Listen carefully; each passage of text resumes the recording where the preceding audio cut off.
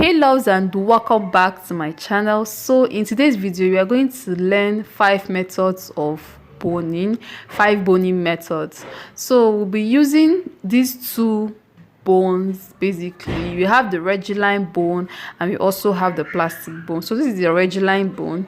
As you can see, it has a rough skin, like the body is not smooth.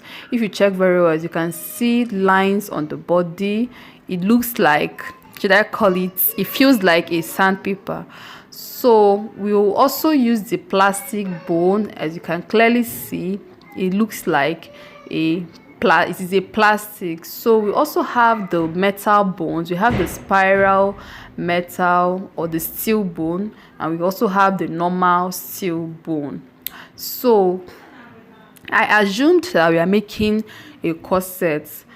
So this is a basic bodice, but I had to divide them into 6 pieces so that it will look like we are making an actual corset.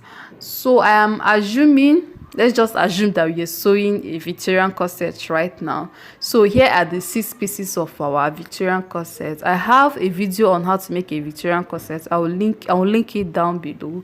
So we have 6 pieces right now. We have the center. You can see the center piece has a V-like shape or a sweetheart shape. So that place is the center, and I divided it into 2. The reason why I divided these fabrics is so that we all can relate. We know that when sewing corsets, they have pieces. They have like 4 or 5 pieces. So here are the pieces of fabric that I'll be using for the channels. So the first type of bone that we are going to do is the double bone. You can see it on each line. You will insert 2 bones, and you are going to see this type of boning in Victorian corsets. Victorian corsets are the corsets that they normally do this type of double boning. Like each line you have 2 bones in it. So I will join the center front and I will use 1/2 inch. So if you are using this type of boning method, your joining will start from 0.5 inch upwards. So I'll mark my 0.5 inch and then I'll go and join. Then I am done joining. As you can see, I used 0.5 inch, that is 1/2 inch to join, so that I will have enough space for this type of boning. So I am done joining the center piece. I will go ahead and join the middle piece. I will join the 6 pieces of the corset that we are trying to mimic. So I'll go ahead and join the middle pieces. And after joining that, I will join the sides so that we'll have our 6 pieces. So measure your 0.5 inch before going to your sewing machine. So as you can see, I have joined the middle. I'll go ahead and join the side. So I am done joining the side, and we can clearly see that we have 6 pieces here. So I am going to open this seam allowance and iron them very well so that they will lay flat. So I am done ironing. I'll go ahead and trim the neckline and then trim the down part.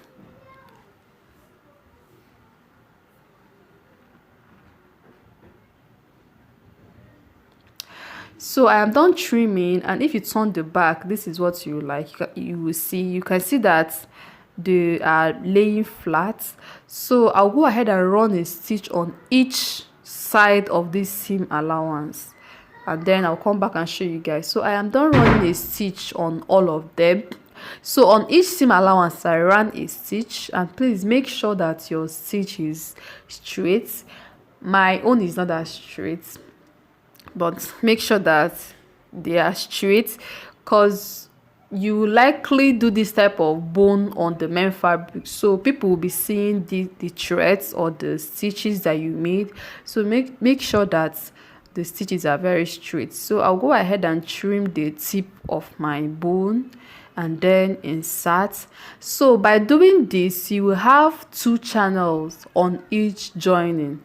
Like on each piece, at the area where you joined each of the pieces, you will have two bones, because you know you ran a stitch at the right side of the seam allowance and on the left side, so it will leave you with two channels. So you go ahead and insert two bonings on each channel, in each channel, sorry guys. So you can see the center. I am done inserting two bones. I inserted the first one and the second one.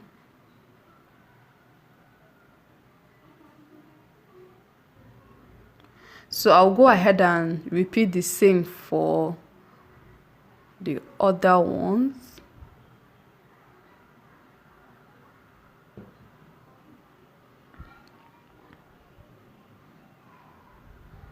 So each line will have two bones because they have two channels. All of them have two channels, and as you can see, they are looking fine. This type of boning will look very good on plain fabrics. They look so beautiful on plain materials. I used a black thread. I used a contrast thread so that you guys can see my lines clearly. I didn't want to use the color of the fabric so that you guys can see all the lines that I made. So we'll keep that one aside. And the second type of boning is the one that we normally do on the lining. You normally do this type of boning on the lining. So I'll go ahead and join these so that you can have another piece for the type of boning that I want to show you guys. So I am done joining. I will go ahead and trim the neckline and the seam and the half length.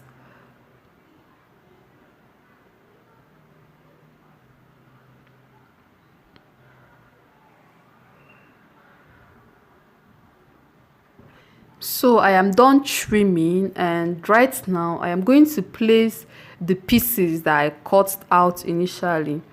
Each of them are like 0.75 inch wide. So I'll go ahead and place them on each line, on each joining that I made. Then after placing them, I will go ahead and run 2 stitches on them.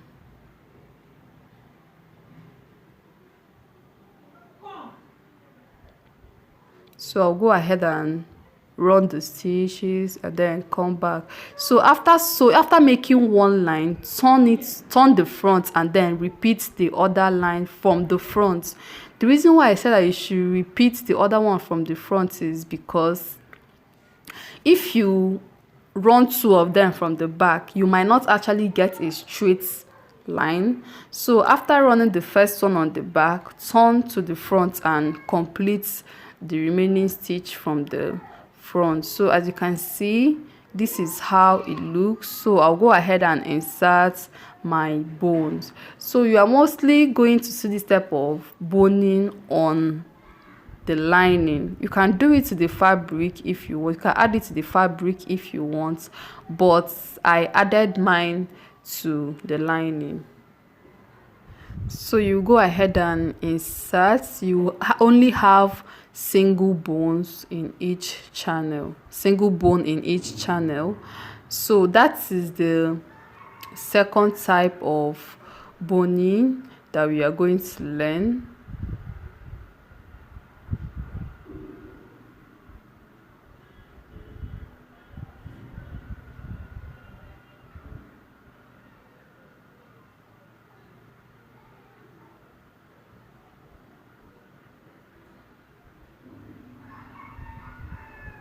So the third one is the bias method. This one is very popular and it is very easy. So you just go ahead and run the bias strip where you want it to be and then add your bones. So as you can see, this type of method is more of a decorative method. Like if you want to design the fabric with your bones, you can go ahead and insert and place your bias the way you want, the shape you want it to have, and all that. So this one is a very popular one, and this is the third method. So if you are buying a bias strip for this type of boning, make sure you buy a wider, there's some bias strips that are tinier than the rest, so just buy the one that is a bit wide, that is a bit wider than the regular ones that we have, because if you use a tiny bias, the bones might not pass through freely. You will struggle while inserting. Like this bias that I use is very tiny, so as you can see, I struggled while inserting the bones. But if you can find a wider one, better for you. So after inserting my bones, this is what I have. So the fourth method, for the fourth method, I will use the rigilene bone. Rigilene bone is my favorite type of bone. I don't know if you guys have noticed, because it gives me, I don't know how to explain it, but you can easily manipulate this type of bone, though sewing on it can be hard because it will be cutting your thread, but after adding it to your fabric, there is this flexibility and neatness that it gives. I don't know how to explain it, but I like it. So this type of bone, you can sew on it. You can see the picture. You can actually sew on this type of bone, and we use it mainly on the lining. There is this, the last video that I uploaded is how to sew an inbuilt corset. So this is the type of bone that I actually used, because you can use it in the lining, and the person that will wear it will be very comfortable with it. It doesn't itch, it doesn't disturb like that, unlike the plastic bone. So this type of bone, you are going to place it on your fabric and you will sew on it. Though while sewing, you might encounter maybe cutting of thread, because it cuts thread. That's the only disadvantage of using this type of bone. So as you can see, I stitched it on my fabric, on my lining. So while sewing, you can see that it has lines, and my stitch is in between the line. You can see where I ran my stitch. I ran the stitch in between the lines, and this is how it looks on the outside. So you can go ahead and place it anywhere. It mustn't be on the joint area. You can attach it to any part of the fabric, even at the seam allowance, at the side seam. So the last type of bone is the one that you normally do on the fabric and on the lining. So you will need to line your fabric first before doing this type of bone. So after adding your lining, you go ahead and run the stitch. You will go ahead and make channels. You make these channels simply by running your stitch on the main fabric. The pink one is the main fabric and the white one is my lining. So as you can see, I made my channels on the main fabric and it's reflected on the lining. So you don't need to add bias or any piece of fabric. Just run a stitch that will hold the main fabric and the lining together.